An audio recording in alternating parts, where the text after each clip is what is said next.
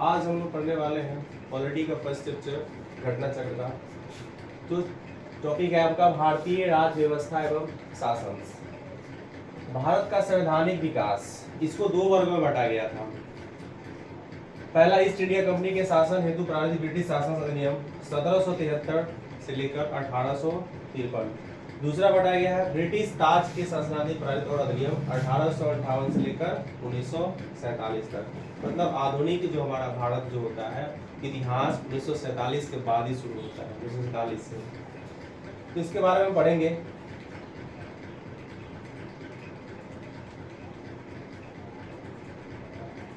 चलिए आते हैं यहाँ पर। ब्रिटिश संसद के 1773 के रेगुलेटिंग एक्ट, ठीक है, ब्रिटिश शासन के आपसे पूछा जाएगा सवाल कि रेगुलेटिंग एक्ट कब आया था, तो 1773 में। बहुत ही इंपॉर्टेंट क्वेश्चन होता है कि द्वारा बंगाल के गवर्नर जनरल पद नाम दिया गया एवं उसकी सहायता के लिए एक चार सदस्यीय कार्यकारी परिषद का गठन किया गया, जिनका कार्यकाल कितना वर्ष तक था? 5 वर्ष का था, रखा गया। इस एक्ट के अनुसार वारन हेस्टिंग बंगाल का प्रथम गवर्नर जनरल बना दिया गया। मतलब कि 1773 के रेगुलेटिंग एक्ट के तहत जो बंगाल का जो गवर्नर जनरल जो उसका पद नाम दिया गया, उसकी सहायता से 4 सदस्य चुना गया। उसमें जो वारन हेस्टिंग को क्या बनाया गया? बंगाल का प्रथम गवर्नर जनरल बनाया गया। और फ्रांसीसी और क्लेवरिंग और मानसन और बारवेल काउंसिल के सदस्य नियुक्त हुए और सब प्रसिद्ध गवर्नर जनरल के बंगाल में फोर्ट विलियम के प्रेसिडेंसी के सैनिक एवं असैनिक शासन का अधिकार दिया गया। इसे प्रमुख मामलों में यथा विदेश नीति में मद्रास और बंबई की प्रेसिडेंसियों का अधीक्षण भी करना था। इसी के तहत कलकत्ता में 1764 ईस्वी में उच्चतम न्यायालय की स्थापना की गई, जिसमें एक मुख्य न्यायाधीश और 3 अन्य न्यायाधीश, थे। 3 अन्य कंपनी के कर्मचारियों को निजी व्यापार करने तथा भारतीयों से उपहार लेने का प्रतिबंध किया गया। उसके बाद आते हैं इधर ब्रिटिश इंडिया एक्ट जो है कब आया था भारत में? 1784 द्वारा कंपनी को राजनीतिक के व्यवहार को कार्यों को पृथक किया गया था। इस एक्ट में निदेशक मंडल को कंपनी के व्यापारिक मामलों के अधीक्षण की अनुमति तो दी गई, परंतु राजनीतिक मामलों पर प्रतिबंध के लिए नियंत्रण बोर्ड का गठन किया गया।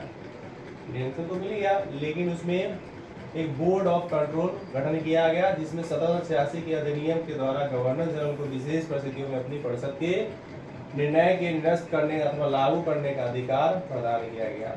गवर्नर जनरल को प्रधान सेनापति शक्तियों का प्रदान की गई।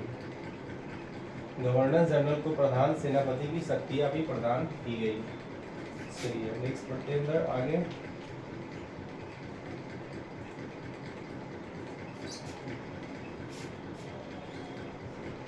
उसके बाद आया है ये दोनों अधिकार सर्वप्रथम लॉर्ड कर्नवालिस ने प्राप्त किए गए। 1793 के चार्टर एक्ट के अंतर्गत कंपनी के अधिकारों को 20 वर्ष के लिए बढ़ा दिया गया। 1813 के चार्टर एक्ट द्वारा पहली बार भारतीयों की शिक्षा पर प्रति वर्ष 1 लाख रुपए खर्च करने का बंधन किया गया। 1873 के चार्टर एक्ट के तहत तो प्रति वर्ष हर एक साल में 1 लाख रुपया खर्च करने का बंद किया गया। कंपनी के भारतीय व्यापार के एकाधिकार को समाप्त कर दिया गया। यद्यपि चीन के साथ साथ चाय के व्यापार पर उसका एकाधिकार बढ़ रहा है। चीन के 1833 के चार्टर एक्ट द्वारा बंगाल के गवर्नर जनरल संपूर्ण भारत का गवर्नर जनरल बना दिया गया। जो पहले बंगाल का गवर्नर जनरल था वही उसको बना दिया गया पूरे भारत का गवर्नर जनरल। कौन सा एक्ट था? एक्ट 87 के अनुसार कोई भी भारतीय केवल धर्म, जन्म स्थान, वंश और वर्ण के आधार पर सरकारी सेवा के लिए योग्य नहीं समझा सकता है था।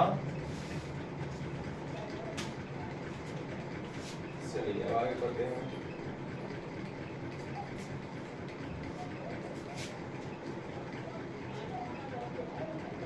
के अनुसार कोई भी भारतीय केवल धर्म, स्थान, जन्म स्थान, वंश और वर्ण के अनुसार आधार पर सरकारी सेवा के लिए योग्य नहीं समझा सकता है। देश की शासन प्रणाली का केंद्र शासित कर दिया गया। लॉर्ड विलियम बेंटिक भारत का प्रथम गवर्नर था। ये एग्जाम में डायरेक्ट हमेशा किसी न किसी एग्जाम में पूछा ही जाता है, बहुत ही इंपॉर्टेंट है। मान लीजिए कि आपका ये वेरी वेरी इंपॉर्टेंट। कंपनी के समस्त व्यापारिक कार्य समाप्त कर दिए गए तथा भविष्य में उसके केवल राजनीतिक कार्य ही करने का गवर्नर जनरल परिषद में कानूनी सदस्य चौथा सदस्य को सम्मिलित किया गया।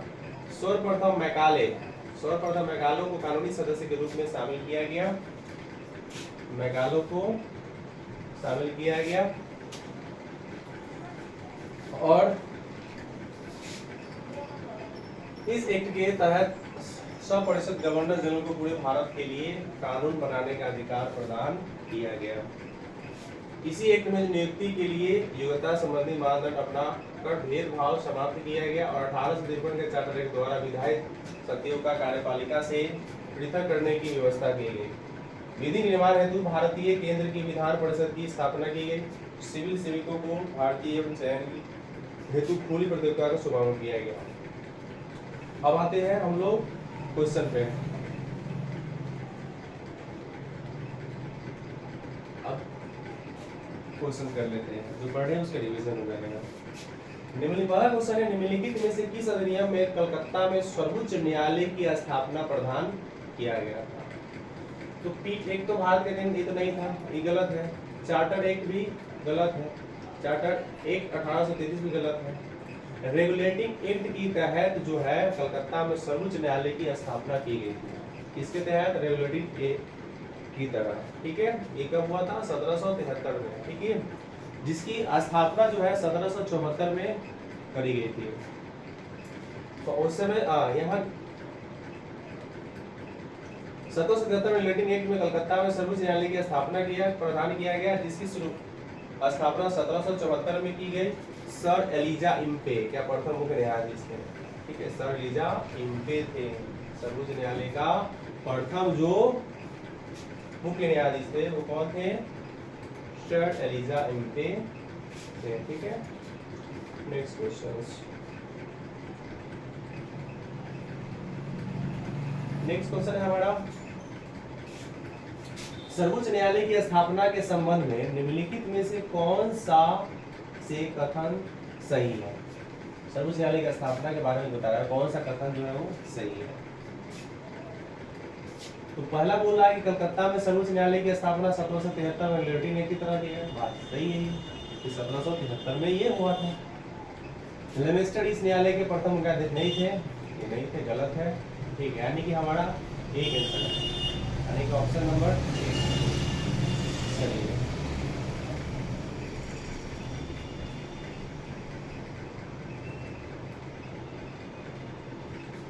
यहाँ पे आ रहा है आपको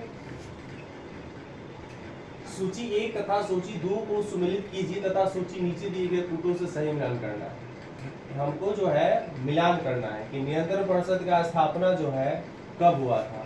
तो नियंत्रण परिषद का स्थापना जो हुआ था वो नियामक अधिनियम से 1773, या इसमें से आपको एक सूची दिया गया और दूसरा सूची से हमको मिलाना है, ठीक है।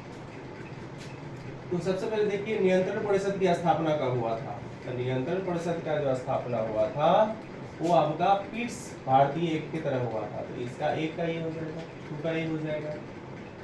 दूसरा है सर्वोच्च न्यायालय की स्थापना, ये मैंने आपको अभी बताया है। सर्वोच्च न्यायालय की स्थापना जो हुआ था कोलकाता में हुआ था और इसके 1773 में हुआ था, ठीक है।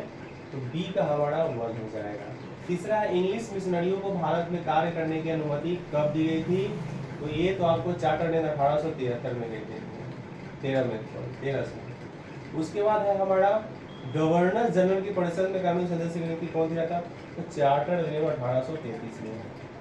यानी कि आपका हो जाएगा ए का 2 हो जाएगा, बी का 1 हो जाएगा, सी का 3 होगा और डी का 4 होगा। तो किस ऑप्शन में है? सबसे पहले ऑप्शन देखते हैं, ए का 2 है तो ए का दूसरा ऑप्शन यानी कि बी में होगा, ठीक है। इसमें भी है लेकिन ये 2 का 1 है, इसीलिए यहाँ से 2 का 4 दे दो, ऑप्शन नंबर डी जाएगा।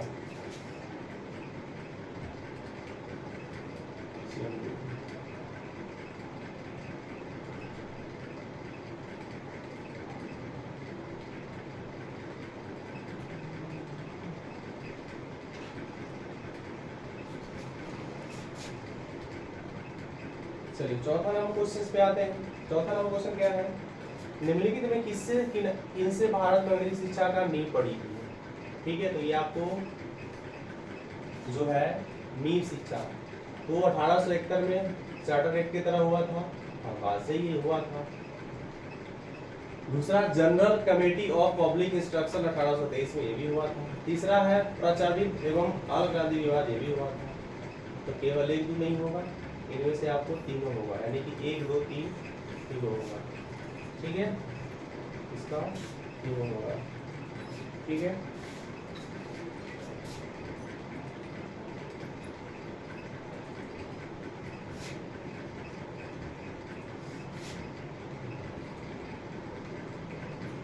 यहाँ पे बताया गया है कि ईस्ट इंडिया कंपनी की ओरिएंटल शिक्षा की प्रचलित प्रणाली को हतोत्साहित किया गया था। पश्चिम शिक्षा और अंग्रेजी भाषा को बढ़ावा दिया गया। 1813 के अधिनियम में भारत के शिक्षा को प्रसार के लिए प्रतिवर्ष 1 लाख रुपए खर्च करने का प्रावधान अपनाया गया। 1823 इसमें general committee of public instruction का गठन किया गया, जिसकी जिम्मेदारी शिक्षा के लिए 1 लाख रुपए देने का गारंटी थी। 10 यूरोपीय सदस्य शामिल थे, जिसके अध्यक्ष लॉर्ड मैकाले थे। जिसके अध्यक्ष कौन थे? लॉर्ड मैकाले थे। इसके बाद governor general lord William Cavendish Bentinck के शासन में 7 मार्च 1835 को लॉर्ड मैकाले के प्रस्ताव को सुनकर भारत में शिक्षा का उच्च शिक्षा माध्यम में मान लिया गया। कि भारत में आंग्ल शिक्षा के समर्थकों को नेता ट्रेवलियन थे, जबकि एचटी पश्चिम से प्राचार्य के समर्थक में नेतृत्व कार्य थे। ठीक है,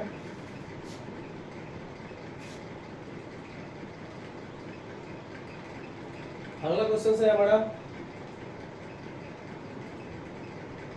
किस अधिनियम के द्वारा ब्रिटिश शासन ने चाय और चीन के साथ व्यापार छोड़कर ईस्ट इंडिया कंपनी के साथ भारत के व्यापारिक एकादशी को समाप्त कर दिया गया था? ये तो आपको पता है कि 1813 में चार्टर अधिनियम से हुआ था। 1813 के चार्टर अधिनियम के माध्यम से ब्रिटिश शासक ने चाय और चीन के साथ व्यापार को छोड़कर ईस्ट इंडिया कंपनी के भारत के साथ व्यापार एकाधिकार को समाप्त कर दिया गया, जबकि 1833 में चार्टर एक्ट अधिनियम द्वारा कंपनी को समस्त व्यापारिक कार्य समाप्त कर दिया गया और भविष्य में कंपनी केवल अनैतिक कार्य ही करने थे। ये आपके सवाल थे जो हम लोग आपके साथ डिस्कस कर लिए। नेक्स्ट क्वेश्चन है इसका, नेक्स्ट क्वेश्चन इसका कि चार्टर एक्ट 1813 के संबंध में निम्नलिखित कथनों पर विचार कीजिए। इसने भारत में ईस्ट इंडिया कंपनी के व्यापार को एकाधिपत्य को, चाय का व्यापार चीन के साथ व्यापार को छोड़कर समाप्त कर दिया गया। हाँ, सही है। दूसरा है, इससे कंपनी द्वारा एक अधिकार लिए भारतीय राज क्षेत्रों पर ब्रिटिश राज कानून की संप्रभुता के साथ रहना ही नहीं होता। तीसरा है, भारत का राजस्व अब ब्रिटिश शासन के नियंत्रण में आ गया था। ये भी गलत है, यानी ऑप्शन नंबर आपका ए सही है। ऑप्शन नंबर आपका ए सही है। Charter act 1813 British east India company के व्यापारिक एकाधिकार चीन और चाय के व्यापार के साथ एकाधिकार बना लिया था। समाप्ति के साथ ही एक्ट के माध्यम कंपनी के अधिकृत भारत चाय के क्षेत्रों में ब्रिटिश कानून की संप्रभुता को सुदृढ़ भी कर लिया था। इस एक्ट हालांकि कंपनी 20 वर्षों के क्षेत्र में अधिकार किया था। ठीक है, और इसका जो स्थापित हो 1 और 2 सही है, परंतु 1 और 3 सही नहीं है, क्योंकि भारत का 1898 में अधिनियम द्वारा ब्रिटिश शासन के नियंत्रण में लाया गया। ब्रिटिश शासन अध्यक्ष सेक्रेटरी ऑफ द स्टेट पद पर बना विशेष राजस्व प्रशासन उसकी सहायता से किया गया।